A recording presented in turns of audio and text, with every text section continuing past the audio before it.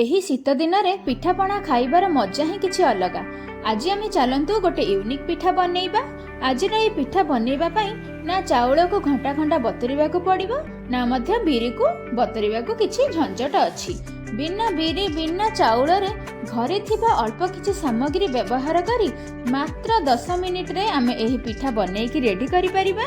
ଚାଲନ୍ତୁ, ଡେରି କାହିଁକି? ଆଜିର ଏହି ସହଜ ଆଉ ସୁଆଦିଆ ପିଠା ବନେଇବା ପାଇଁ ଭିଡ଼ିଓଟିକୁ ଫୁଲ୍ ୱାଚ୍ କରନ୍ତୁ। ଭିଡ଼ିଓଟି ଭଲ ଲାଗିଲେ ଲାଇକ୍ କରିବେ, ସେୟାର କରିବେ। ଆପଣ ଯଦି ମୋ ଚ୍ୟାନେଲରେ ନୂଆ ଆସିଥିବେ ତାହେଲେ ସବସ୍କ୍ରାଇବ୍ କରିଦେବେ। ନମସ୍କାର, ମୁଁ ରୋଜାଲିନ୍ ଆପଣମାନଙ୍କୁ ସ୍ୱାଗତ କରୁଛି ଆର୍ଏସ୍ ସାନ୍ଭି ହୋମ୍ କୁକିଂକୁ। ଆଜିର ଏହି ୟୁନିକ୍ ପିଠା ବନେଇବା ପାଇଁ ପ୍ରଥମେ ମୁଁ ଗୋଟେ ପାତ୍ରଟା ନେଇଯାଇଛି। ସେଥିରେ ଆମେ ଦେଇଦେବା ସୁଜି। ତ ମୁଁ ଏଇ ଗିନାରେ ମାପିକି ଆମେ ଏବେ ସୁଜି ଦେଇଦେବା। ଏଇ ଗିନାରେ ମାପିକି ମୁଁ 2 ଗିନା ସୁଜି ନେଇଯାଉଛି। ଆପଣ ଯଦି ଅଧିକ କ୍ୱାଣ୍ଟିଟିର ପିଠା ବନେଇବାକୁ ଚାହୁଁଛନ୍ତି ତାହେଲେ ସେଇ ଅନୁସାରେ ଆପଣ ସୁଜି ବ୍ୟବହାର କରିବେ। ସୁଜି ଆମର ଯେହେତୁ ଖଦଡ଼ା, ତ ସେଥିପାଇଁ ଆମେ ଏହାକୁ ଟିକେ ଗ୍ରାଇଣ୍ଡର ଜାରରେ ଟିକେ ଗ୍ରାଇଣ୍ଡିଙ୍ଗ କରିନେବା, ଯାହାଦ୍ୱାରା ସେ ଟିକେ ପାଲିସ ହେଇଯିବ, ପିଠାଟା ଆମର ଭଲସେ ବନିବ। ଏଇଠି ମୁଁ ଗୋଟେ ଗ୍ରାଇଣ୍ଡର ଜାର ନେଇ ଆସିଛି। ଏବେ ଆମେ ସୁଜିକୁ ସେଥିରେ ଦେଇଦେବା। ସୁଜିକୁ ଦେଇ ସାରିଲା ପରେ ଏହାକୁ ଆମେ ଟିକେ ଗ୍ରାଇଣ୍ଡିଙ୍ଗ କରିନେବା, ଯାହାଦ୍ୱାରା ସୁଜିଟା ଆମର ଟିକେ ପାଲିସ ହେଇଯିବ। ଏଇଠି ମୁଁ ସୁଜିକୁ ଭଲକି ଗ୍ରାଇଣ୍ଡିଙ୍ଗ କରିକି ନେଇ ଆସିଛି। ଏଇଠି ଆପଣ ଦେଖିପାରୁଥିବେ ସୁଜିକୁ ମୁଁ ପୁରା ପାଲିସ କରିକି ନେଇ ଆସିଛି। ଆପଣ ଠିକ୍ ଏମିତି ହିଁ ପାଲିସ କରିକି ନେଇ ଆସିବେ। ସୁଜିକୁ ଆମେ ଗୋଟେ ପାତ୍ରରେ ବାହାର କରିନେବା। ଏବେ ଆମେ ସୁଜିର ଗୋଟେ ବ୍ୟାଟରଟେ ପ୍ରସ୍ତୁତ କରିବା। ତ ସେଥିପାଇଁ ଏଇଠି ମୁଁ କିଛି ଉଷୁମ କ୍ଷୀର ନେଇଛି। କ୍ଷୀରକୁ ଆମେ ସୁଜିରେ ଦେଇକି ଭଲକି ଗୋଳେଇ ନେବା। ଆପଣ ଏତିକି ମନେ ରଖିଥିବେ, ଆପଣ ଯେତିକି ହିଁ ସୁଜି ନେଇଥିବେ ସେତିକି ହିଁ କ୍ଷୀର ନେବେ। ଆପଣ ଚାହିଁଲେ କ୍ଷୀର ଜାଗାରେ ଉଷୁମ ପାଣି ବି ୟୁଜ୍ କରିପାରିବେ, କିନ୍ତୁ କ୍ଷୀର ପକାଇବା ଦ୍ୱାରା ତାର ଟେଷ୍ଟଟା ହିଁ ବହୁତ ଭଲ ଆସିଥାଏ, ଖାଇବାକୁ ବହୁତ ହିଁ ସ୍ୱାଦିଆ ଲାଗିଥାଏ। ତ ଏଇଠି ମୁଁ 2 ଗିନା ସୁଜି ସହିତ 2 ଗିନା କ୍ଷୀର ନେଇଛି। ପ୍ରଥମେ ମୁଁ 1 ଗିନା କ୍ଷୀରକୁ ସୁଜିରେ ଦେଇକି ଏହାକୁ ଗୋଳେଇ ନେଉଛି, କିନ୍ତୁ ଦେଖନ୍ତୁ ଆମର କିଛି ଖଦଡ଼ିଆ ରହିଗଲାଣି। ଏବେ ଆମେ ଆଉ 1 ଗିନା କ୍ଷୀର ସେଥିରେ ଦେଇଦେବା। ଆପଣ କିନ୍ତୁ ଏଥିରେ କ୍ଷୀର ହଉ ବା ପାଣି ଉଷୁମ କରିକି ହିଁ ଦେବେ। ଦେଖନ୍ତୁ ଏଇଠି ସୁଜି ସହିତ କ୍ଷୀରକୁ ମୁଁ ଭଲକି ଗୋଳେଇ ନେଉଛି। ଆଉ ମୋର ଅଧା କ୍ଷୀର ବଞ୍ଚି ଯାଇଥିଲା, ସେଇ ଅଧା କ୍ଷୀରକୁ ଏବେ ମୁଁ ସେଥିରେ ଦେଇ ଦେଉଛି। ଦେଇ ସାରିଲା ପରେ ସୁଜି ଆଉ କ୍ଷୀରକୁ ଭଲସେ ପୁରା ମିକ୍ସ କରିନେବେ, ଯାହାଦ୍ୱାରା ଆମର ଖଣ୍ଡ ଖଣ୍ଡ କିଛି ରହିବନି, ପୁରା ଭଲସେ ସେଟ୍ ହେଇଯିବ କ୍ଷୀର ସହିତ ସୁଜି। ଦେଖିପାରୁଥିବେ ଏଇଠି ମୁଁ ଗୋଟେ ସୁଜିର ବ୍ୟାଟର ଗୋଟେ ପ୍ରସ୍ତୁତ କରି ନେଇଛି। ଏବେ ଆମେ ସେଥିରେ ଦେଇଦେବା ଚିନି। ଚିନି ଦେବା ଦ୍ୱାରା ସୁଜିର ବ୍ୟାଟରଟା ଟିକେ ପାଟିକି ଭଲ ଲାଗିବ। ତ ଏଇଠି ମୁଁ 2 ଗିନା ସୁଜି ଆଉ 2 ଗିନା କ୍ଷୀର ସହିତ 2 ଚାମଚ ଚିନି ଦେଇ ଦେଉଛି। ଚିନିକୁ ଆମେ ଏବେ ସୁଜି ସହିତ ଭଲସେ ମିକ୍ସ କରି ନେବା, ଯାହାଦ୍ୱାରା ଚିନିଟା ସୁଜି ସହିତ ଭଲସେ ସେଟ୍ ହେଇଯିବ।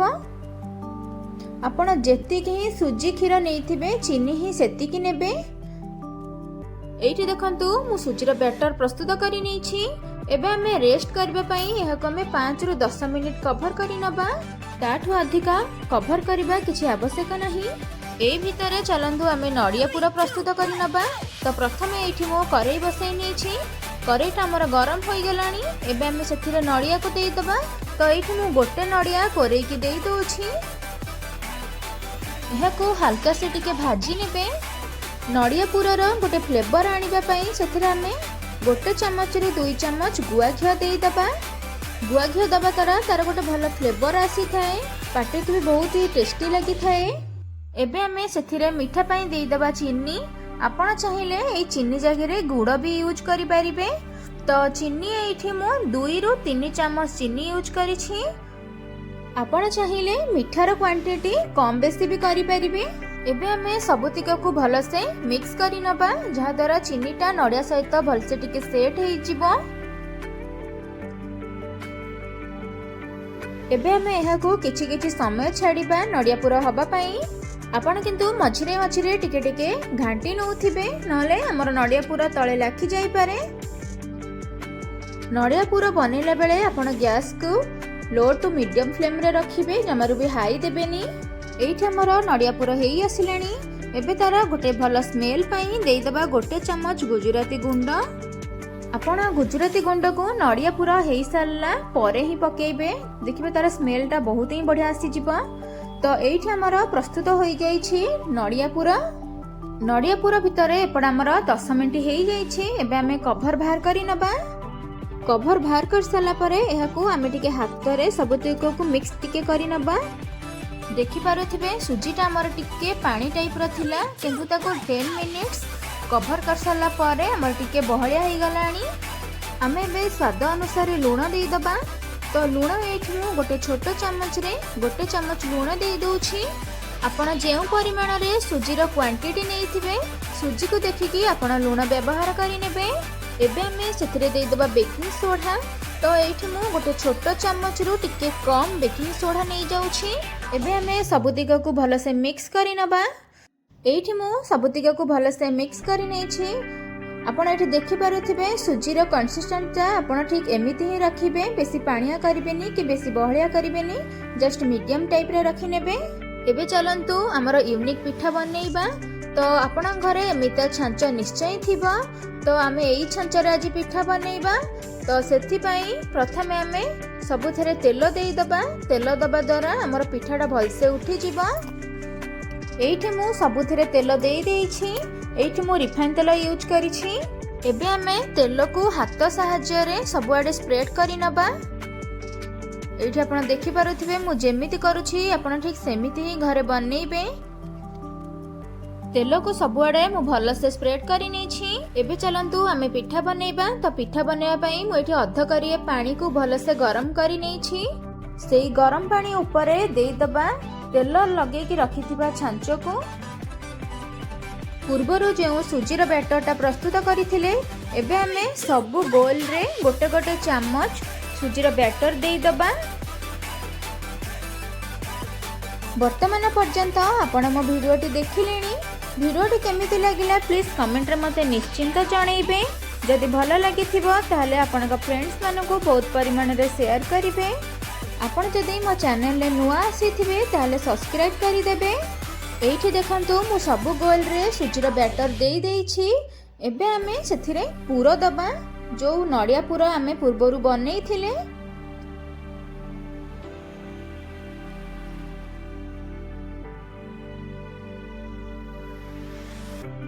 एठी मु सबुथरे नड़िया पूरा देई देइछि। नड़िया पूरा ऊपरे आमे बे सुजीर बैटर देई दबा।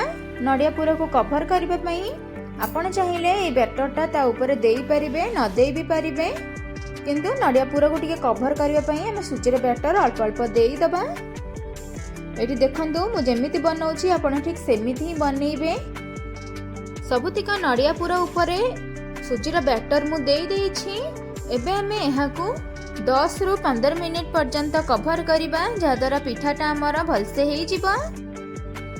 एठी हमर 10 रु 15 मिनिट हेइ गलानी। एबे आमे कवर बाहर करि नबा। देखि पारुथिबे केते बढ़िया से हमर पिठाटा बनि छी। देखंतु मु सब पिठा को एबे उल्टाई नउछि। आपण प्लीज प्लीज एही टाइप रो घरे पिठा बनांतु, समस्ते की खुआंतु। देखिबे बहुत ही बढ़िया लागिबो, खाइबो को बहुत ही टेस्टी हेइ जे पिठा। एबे हमें पिठा को 4 रु 5 मिनिट कवर करिबा, जहाद्वारा हमर तळटा टिके कंचा रहिथिबो। एबे चलंतु आमे कवर बाहर करि नबा। एठी हमर प्रस्तुत होई जाइछि नुआ स्टाइल ले पिठा। आपण घरे बनांतु। एहा को आमे गोटे प्लेट रे बाहर करि नबा।